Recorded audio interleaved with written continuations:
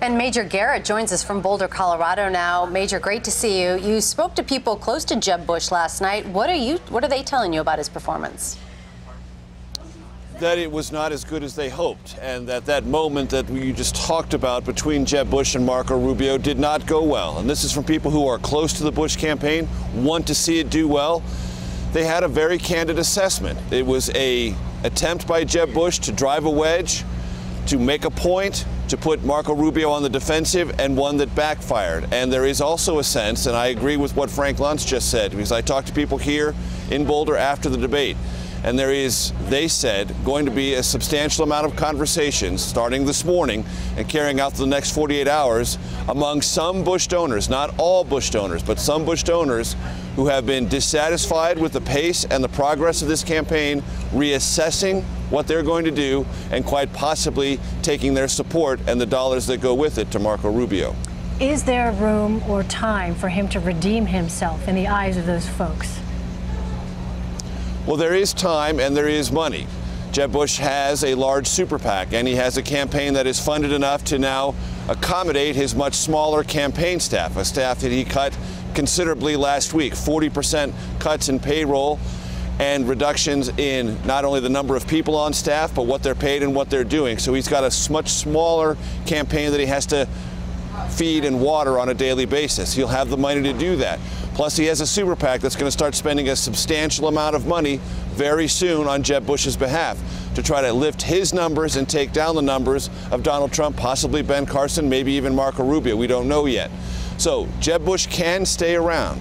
He does have the means financially and reputationally to stay in this race. But last night was a moment for him to reverse the downward momentum, and the people who I talked to who wanted to see Bush do well last night don't believe he accomplished that task. Major, did you see any other developments last night that could change the momentum or the dynamic of the current race? Not in the sense that, are we going to see in 72 hours a completely different set of polling data? I don't think so. And nobody I talked to last night thought so either. That doesn't mean the race is not changing. One of the things that we make a mistake in the media covering political campaigns is we imagine things change overnight. Sometimes that happens, but much more frequently, things accumulate over time. And if you're Marco Rubio, last night's debate performance builds on the first two. So it's an accumulation of voters getting impressions of candidates and seeing them in a different light as this conversation continues. In that light, Marco Rubio did have a good night last night. I think Ted Cruz did as well. And many people I talked to after the debate thought those two performed the best. So if you were impressed with Ted Cruz or Marco Rubio going into this, but you hadn't locked in on them yet, maybe last night was the night where you moved into their column, and that will be reflected in polling data. But remember, Ben Carson and Donald Trump still lead everyone else by a considerable margin. Did they do anything last night to undermine their campaigns or strategically hurt where they're standing? Nobody I talked to last night thought so. So that part of the race remains. Ben Carson, Donald Trump running strong and running well ahead. Those not in that sort of non-political outsider category had to do something to improve their chances.